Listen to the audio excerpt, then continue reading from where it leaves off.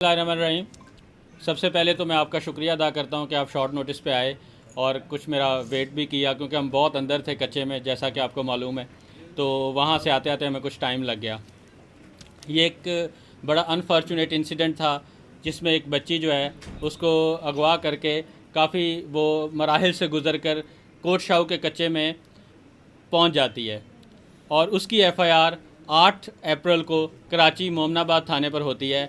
उसके बाद उसके फादर मेरे पास आते हैं कि जो बच्ची है उसकी लोकेशन कोट शाहू के कच्चे में आ रही है। हमने फौरी उनकी एफआईआर दर्ज की और साथ ही हमने रेंजर्स के साथ मिलकर मुश्तरका ऑपरेशन स्टार्ट किया, जो कि 48 घंटे जारी रहा। और अल्हम्दुलिल्लाह उसमें एक सीक्वेंस के साथ आपको बताऊंगा, पुलिस को एक नहीं बल्कि एक से ज़्यादा कामयाबियां अल्हम्दुलिल्लाह नसीब हुई।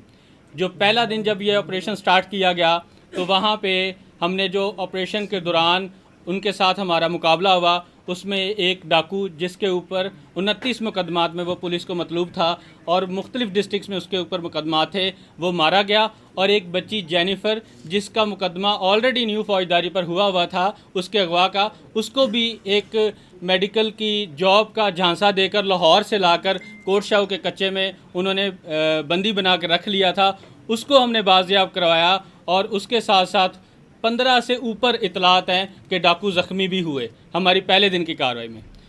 उसके बाद क्योंकि जो हुरम थी ये बेसिकली एक नेशनल इशू बन गया। ये बच्ची माशाल्लाह आप देख रहे हैं कि बड़ी छोटी उम्र की बच्ची थी। उसके साथ लोगों की सोशल मीडिया की तमाम जो पाकिस्तान के जो हमारे लोग हैं, मुख्तलिफ़ जो शोबा से ताल्लुक़ रखते हैं, जैसा कि सोशल एक्टिविस्ट हैं, विमेन राइट्स एक्टिविस्ट हैं, हमारे मीडिया के लोग हैं, उन्होंने इस मामले को बहुत ज़्यादा हाईलाइट किया। और इसके साथ साथ इस मामले के ऊपर पाकिस्तान सेनेट और पाकिस्तान की नेशनल असम्बली में भी बहस हुई। और इस हमारा ये जो हुरम का केस था, ये जो है कायमा कमेटी बराए दाखिला में भी इसको रेफ़र किया गया, तो लिहाजा ये एक नेशनल इशू बन गया। यकीनन ये मैं उन तमाम लोगों का शुक्रिया भी अदा करता हूँ जिन्होंने इस केस को इतना हाई प्रोफाइल किया और फिर हमें अल्हम्दुलिल्लाह हमने उस पर मेहनत की और आज रिज़ल्ट ये निकला कि जो ऑपरेशन के दूसरे दिन अल्हम्दुलिल्लाह हमने एक सक्सेसफुल जो ऑपरेशन के बाद एक एनकाउंटर में जो मेन इस तमाम जो कार्रवाई का मेन ज़िम्मेदार है, जो बेसिकली बच्चियों को कच्चे में बेचता था, मुल्ला अब्दुल वहीद, उसको भी जहन्नम वासिल किया। और उसके साथ साथ जो हमारी ये प्यारी बच्ची छोटी 11-12 साल की बच्ची है, इसको भी हमने अल्हम्दुलिल्लाह आज एक एनकाउंटर के बाद बाजियाब कराया है। यकीनन ये सिंध पुलिस और पाकिस्तान रेंजर्स की एक मुश्तरका कार्रवाई के दौरान एक बहुत बड़ी कार्रवाई है। और इस है हम हर केस के ऊपर सिंध पुलिस ने मुख्तलिफ अदवार में मेहनत की है। हमारे पास ये एक चैलेंजिंग केस था, मैं मानता हूँ हम 48 घंटे के दौरान हमने आराम भी नहीं किया, लेकिन ये बताने का ये मकसद नहीं है। बताने का सिर्फ मकसद ये है कि जो ही केस सिंध पुलिस के पास आता है, हमारे अफसरान, हमारे आईजी साहब, हमारे डीआईजी साहब, हम खुद, हमारी जो गवर्नमेंट है, उनकी इंस्ट्रक्शंस हैं कि आप अपने तमाम सहूलियात को जो हमें गवर्नमेंट ने प्रोवाइड किया है उनको बरूए कार लाकर लोगों की खिदमत करें। इंशाअल्लाह ताला इस केस को हमने 48 घंटे के अंदर सॉल्व किया है। मुझे उम्मीद है कि तमाम ऐसे केसेस जल्द अज जल्द सिंध पुलिस सॉल्व करेगी। ग्रो है जो मुल्ला अब्दुल वहीद है, इसके ऊपर पंजाब में मुकदमा दर्ज हैं। अब बात यह है कि जब ये गैंग बस्ट हुआ है, अभी हमने अल्हम्दुलिल्लाह 2 बच्चियों को निकाला है। इससे पहले भी हमने एक एफआईआर की थी जिसमें इसी गैंग के बेसिकली वो छोटे कारिंदे थे, उनको हमने अरेस्ट करके गिरफ़्तार करके उनको भी जेल में भेजा है। इस केस के ऊपर हम मज़ीद तफ्तीश करेंगे। हुरम है, जेनिफ़र है, उन दोनों बच्चियों से स्टेटमेंट्स लेंगे। मज़ीद जो इसमें आगे बात होगी हम आपको फर्दर डिटेल्स आपको प्रोवाइड करें।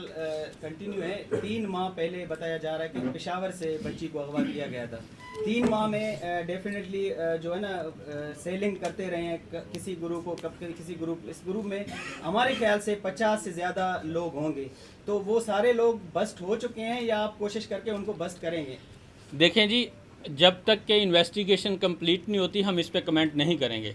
हम आपको सिर्फ ये रिक्वेस्ट करते हैं कि हमने इस केस को हमें हैंड ओवर होने के बाद दिलो जान से पूरी तमाम जो हमारी टेक्निकल और हमारी जो तमाम सहूलियात अदरवाइज़ पुलिस को अवेलेबल हैं उसका बेहतरीन इस्तेमाल करते हुए अल्हम्दुलिल्लाह इसको कामयाबी से 48 घंटों के अंदर अंदर बरामद किया है।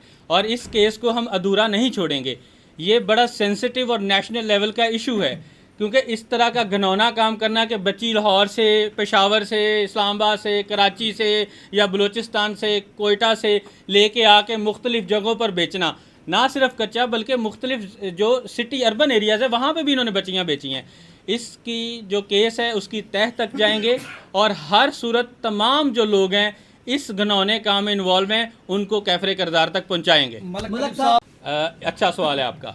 सवाल ये है कि अगर आप उसको मुआवजना करें पास का आज के साथ, अगर ये इंसिडेंट रिपोर्ट हुआ, पुलिस का एक्शन हुआ, अदरवाइज़ अल्हम्दुलिल्लाह आपके ज़िला शिकारपुर में किडनैपिंग फॉर रैंसम ज़ीरो है।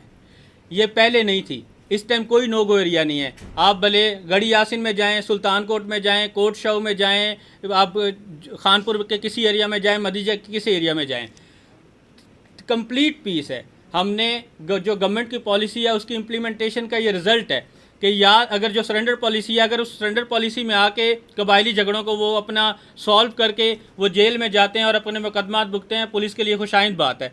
लेकिन जो ये नहीं कर रहे हैं, पुलिस कंसिस्टेंटली उनके साथ लड़ रही है और आप देख रहे हैं कि इसी 48 घंटे के टाइम में ही 2 डाकू जहन्नम वासिल हुए हैं। इसी तरह ही सबके लिए पैगाम है। देखें, क्राइम की रेशो का बात होती है। अगर आज आपका पिछले कल से बेहतर है और कल आज से बेहतर है तो आपको देखिए जी, जैसे मैंने आपको पहले अर्ज़ किया, ये बैनुस्सूबाई गैंग था जिसमें ना सिर्फ कोट शाह के कच्चे के लोग बल्कि पक्के के लोग बल्कि बैनुस्सूबाई लोग इन्वॉल्व थे। अब क्योंकि ये गैंग बस्ट हुआ है, पहली दफ़ा सरफेस हुआ है, तो उसके ऊपर पुलिस काम करेगी। ये किडनैपिंग फॉर रैंसम से थोड़ा डिफरेंट गैंग है। आप इसको समझे, ये ह्यूमन ट्रैफिकिंग की बात है कि एक बच्ची को या तो शादी का आसरा देकर या किसी जॉब का आसरा देकर या कोई भी और आसरा देकर मुख्तलिफ जगहों पर उसको बेचा जाता है। और अगर वो एंड इस केस के डिफरेंट, यानी आज की जो हमारी कार्रवाई उसमें डिफरेंट ये है कि ये कच्चे में 2 बच्चियाँ चली गई। अदरवाइज़ जैसे लाड़काना में भी बेची गई, खैरपुर में बेची गई, सिटी शिकारपुर में बेची गई, वो अलग हैं, वो उनको रिकवर करना और भी आसान है। ये एक डिफ़िकल्ट केस इसलिए था कि ये कच्चे में चली गई और वहाँ से इसको बाजियाब कराया। जो पहले साईं ने सवाल किया, असल में कंसिस्टेंसी देखते हैं। अगर हमारा क्राइम पहले से बेहतर हो रहा है, नो एरियाज़ कम हो रहे हैं, तो आपको अप्रिशिएट करना चाहिए। और अल्हम्दुलिल्लाह ये फैक्ट है कि मैं 3 माह इधर एज SSP काम कर रहा हूँ, 3 माह में हमारा एक भी केस किडनैपिंग फॉर रैंसम का रजिस्टर नहीं हुआ और कोई भी ऐसी शिकायत नहीं आई।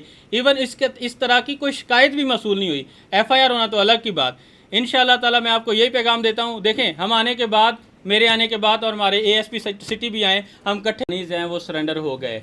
सरेंडर होने के लिए कुछ प्री रेक्विजिट्स हैं। अगर कोई बंदा, उनके आपस के झगड़े हैं, जैसे आपने देखा कलोड़ो जुनेजो और इनका और भी एक कम्युनिटी का फैसला जो मदेजी की तरफ हुआ है, मंगनेजो कलोड़ो, उसमें क्या हुआ था कि उनके फैसले होने के बाद अब उनकी जो इम्प्लीमेंटेशन हो जाएगी उसके बाद वो जेल चले जाएंगे तमाम लोग।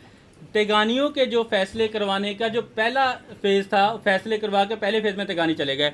अब आपको पता है ऑलरेडी कि महर जतोई झगड़े के फैसले के लिए पुलिस और सिंध गवर्नमेंट बहुत अच्छे तरीके से एफर्ट्स कर रही हैं और वो ऑलमोस्ट अपने फाइनल मराहल में है। जतोई और महर का जो फैसला जूँ ही हो जाएगा तो तमाम जो क्रिमिनल जतोईज़ हैं, जिनके ऊपर केसेस हैं, उनको एक मौका दिया जाएगा कि वो आएँ और जेल में जाके अपने मुकदमात को भुगतें।